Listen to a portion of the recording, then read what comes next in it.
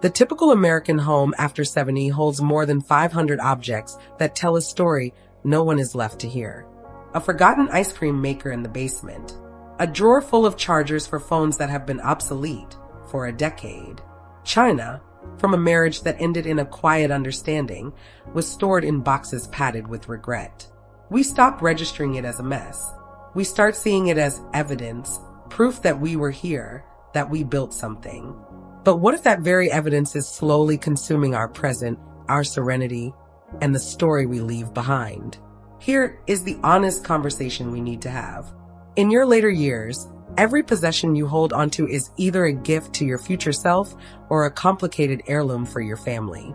Your grown grandchildren don't want to puzzle over the significance of your collections. They don't want to sort through lifetimes of paperwork and forgotten knickknacks in a state of grief. They want understanding. And you deserve a home that serves you now, not a storage unit for a past that's already been lived.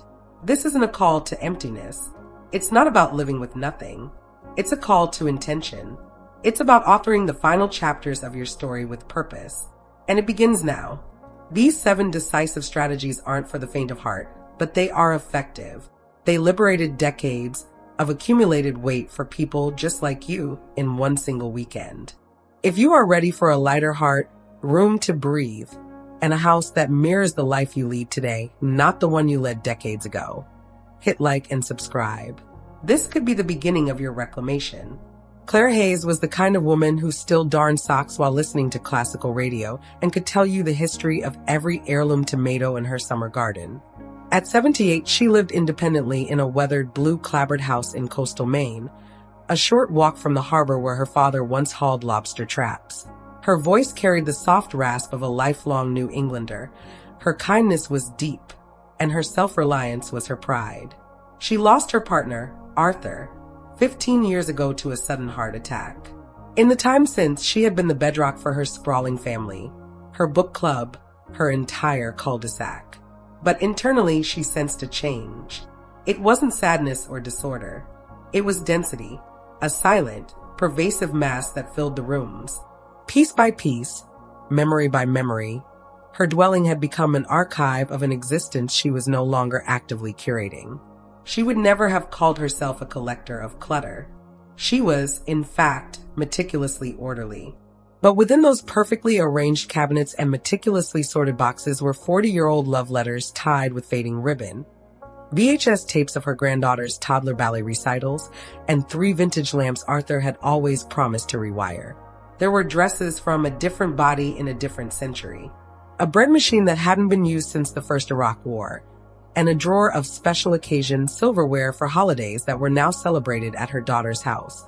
Then one afternoon, she caught her reflection in the glass of a dusty picture frame and stated clearly, "I need to inhabit this house, not just preserve its history." That one declaration shifted everything. Clara didn't download a planner.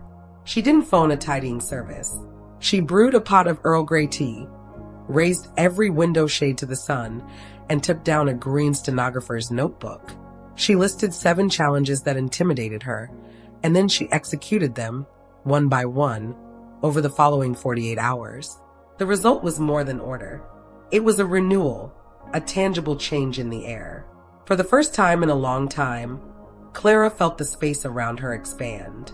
Not because the rooms were barren, but because they finally, authentically represented the woman she was in this moment, not the woman she had been. Habit number 1, the entryway energy audit. Clara didn't begin in the scary basement or the overwhelming attic. She started in the mudroom, the place where clutter makes its first claim. Her reasoning was flawless. If my home doesn't welcome me, the battle is already lost. The entry to your house is the emotional threshold of your daily life. It's the initial feeling you get crossing from the outside world into your sanctuary. Yet for so many, it subtly morphs into a catch-all. Jackets from a former season, catalogs piled on a stool, a cane that's been replaced, reusable bags from errands long completed. Gradually, that tiny area transmits a subconscious signal.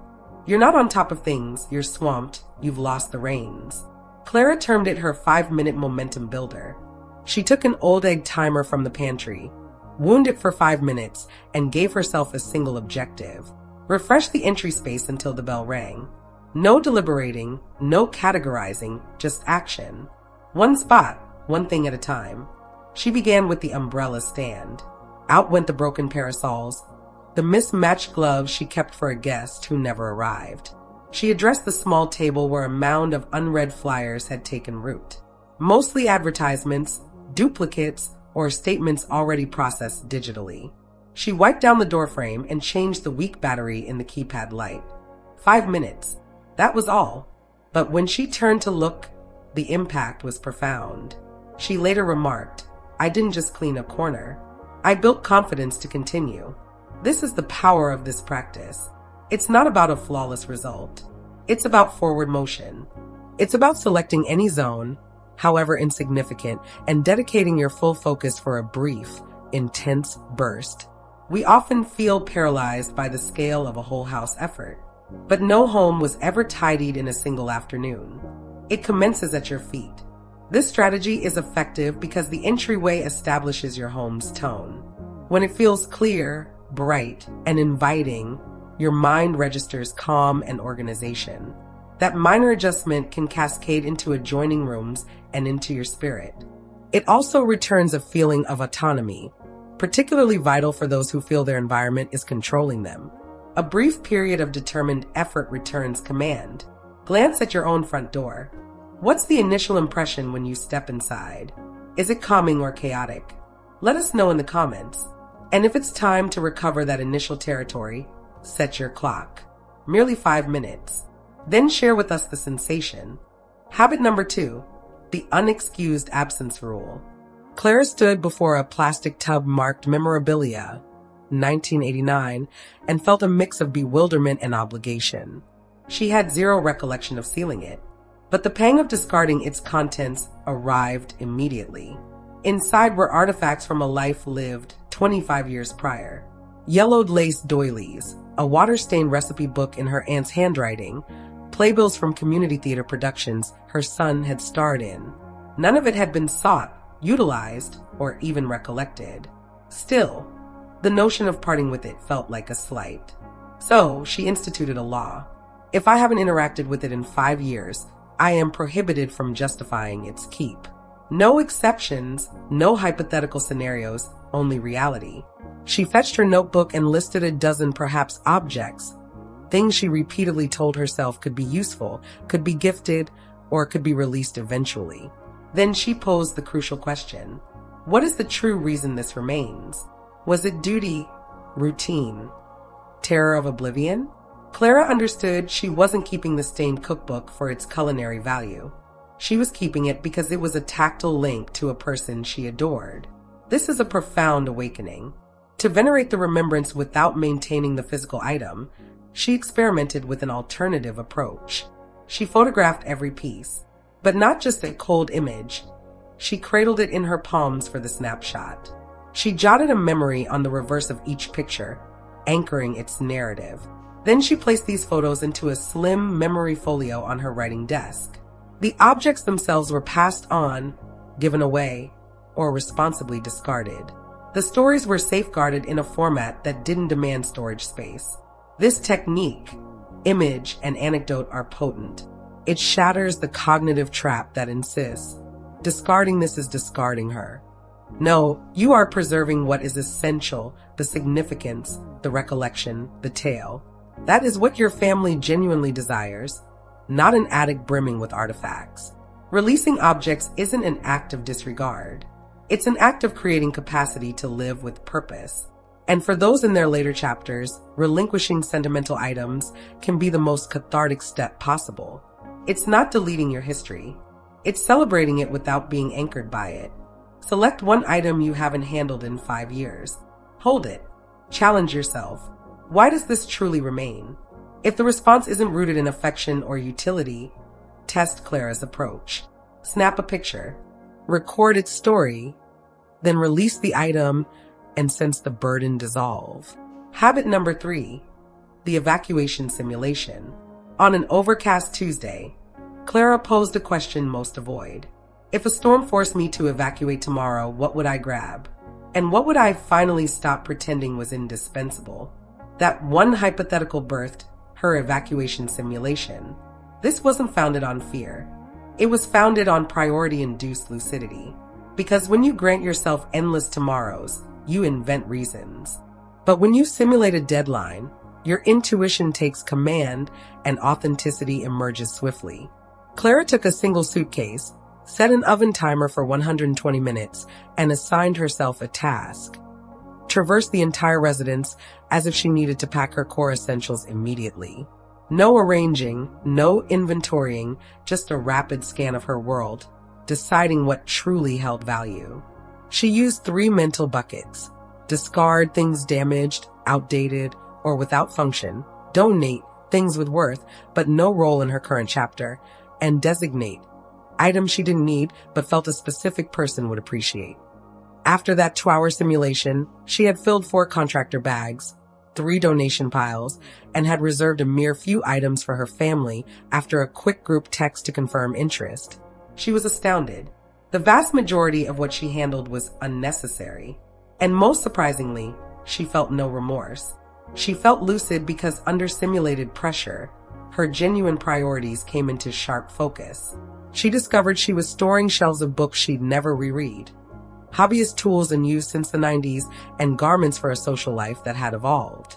This method succeeds because it cuts through the emotional static. It forces your choices into the immediate present, away from the fiction of someday. And for seniors, this brand of clarity is invaluable. It's not about haste. It's about circumventing the emotional gridlock that perpetuates inertia. Clara's advice: don't ponder. Don't even systematize. Move with purpose. Rely on your initial instinct and impose a strict time limit. You aren't planning to flee, but you are planning to exist with more lightness, liberty, and focus today. But there remained one space Clara had consciously avoided for 7 years. The door remained shut, as if protecting a secret. And it required the next strategy to finally turn the knob. Habit number 4, confront the avoided space. There was one doorway in Clara's home she hadn't truly entered in ages. Not completely, not with intent. It was her late Arthur's study. A snug room off the kitchen with his oak desk, locked filing cabinets, dusty model ships, and a wall calendar frozen in the month he died. She passed it daily. Sometimes her fingers would brush the brass knob. Other times, she'd avert her eyes as if it emitted a palpable energy. The sorrow wasn't acute anymore, but it persisted like a low tide, constant and deep. This is why, for habit 4, she didn't choose a simple hall closet. She planted herself before that door and declared, "If I can liberate this room, I can liberate anything." This practice, confronting the avoided space, isn't about theatrics. It's about inverting the common pattern. We start with the simple, the secure, the superficial. But that frequently results in abandoned missions. Why? Because we orbit the low-stakes areas while the most challenging space monopolizes the emotional gravity. Clara didn't clean. She didn't prepare. She simply entered. Initially, it was intense, but then a transition occurred. She wasn't just clearing a room. She was reclaiming agency. She unlocked drawers to find them filled with obsolete stationery, expired warranties, and rubber bands. The difficult room wasn't hollowed. It was just stagnant. And once she initiated, each subsequent action felt lighter. She found Arthur's old passport and smiled. She found a set of drafting pencils her architect nephew would cherish. She found paperwork that had long since lost relevance. And with every object she set free, the room began to feel less like a tomb and more like a usable part of her home. The emotional unburdening shocked her, not due to sadness, but due to its therapeutic nature. For the first time in years, she could stand in that space and inhale deeply without constriction. This is what this habit achieves. The space you avoid is the space that holds your energy captive. It's where dormant emotions and unresolved narratives reside, gathering dust. But the instant you cross its threshold, not to vanquish it, but merely to initiate, you dismantle its control over you. You needn't complete it in a day. You needn't even do it solo. But beginning there transmits a powerful message to your psyche. You are capable. Everyone possesses one. That room, cupboard, shelf, or shed corner you promised to address one day. What is your avoided space? Speak its name aloud or type it in the comments if you feel courageous. Naming it is the first step toward reclaiming it. Habit number 5. Cease curating the obsolete. When Clara approached the sewing room shelves, she anticipated simplicity. Everything was sorted, containerized, and immaculately ordered. 8 plastic bins, each with a printed label, quilting fabric, embroidery thread, button collection, pattern books. She took pride in this apparent organization, but then she removed the first lid. Inside was fabric for a curtain project abandoned in 2005. Underneath, a bag of plastic beads from a brief jewelry-making phase.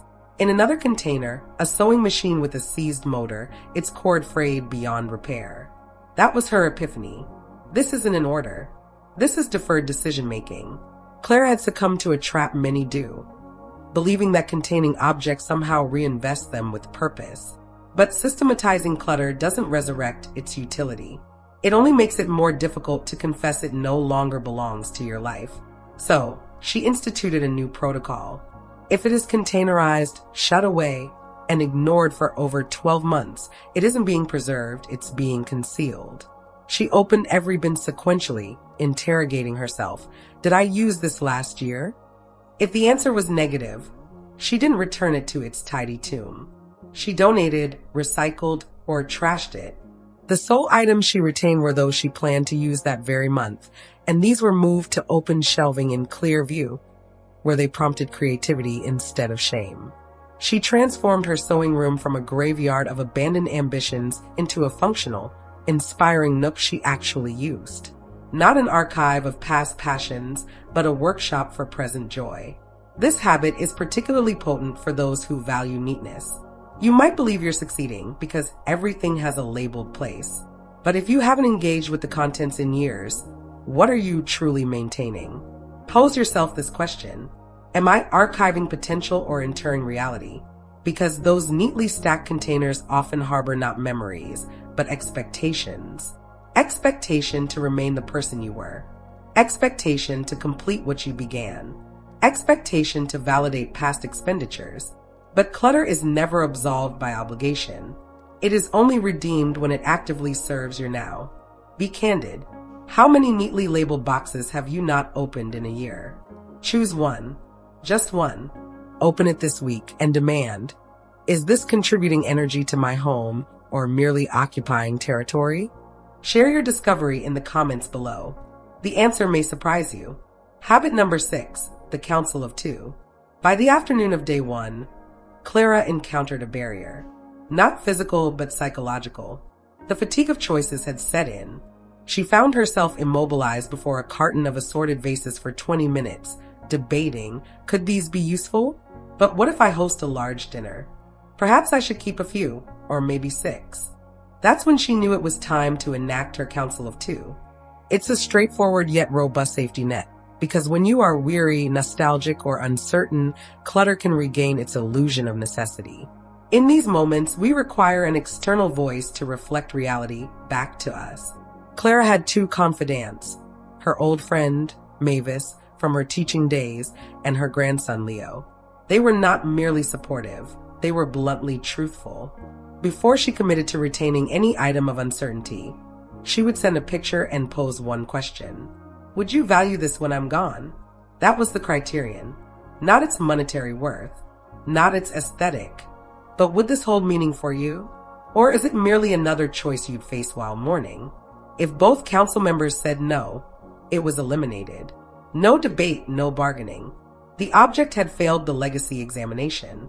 The genius of this rule is its dual function. It maintains your honesty and it guards your vitality. Decluttering's true tax is often emotional, not physical.